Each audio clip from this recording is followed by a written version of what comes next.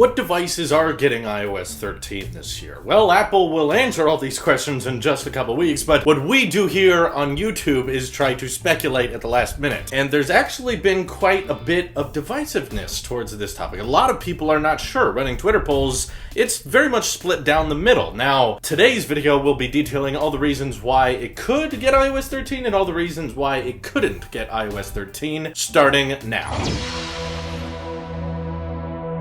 Let's get one thing out of the way completely. Let's put aside preferences about what we want. I don't really think there's that much of an argument, but there are some weirdos out there. But regardless, there's probably not that much of an argument as to why the iPhone SE shouldn't get iOS 13, because the people suggesting that you're probably not iPhone SE users, you're using your 10R, 10S, or 10S Max and saying, make those old 4-inch users move on. Get them onto the gesture-based control. Why do we need to keep helping those with smaller screens and don't upgrade every year? Okay, it doesn't affect you personally, but I also can tell there's a ton of people out there who use the iPhone SE, and just simply because you have one, that means you want it to get iOS 13. Now, it's very difficult to do this, but we have to do it a lot in the tech genre.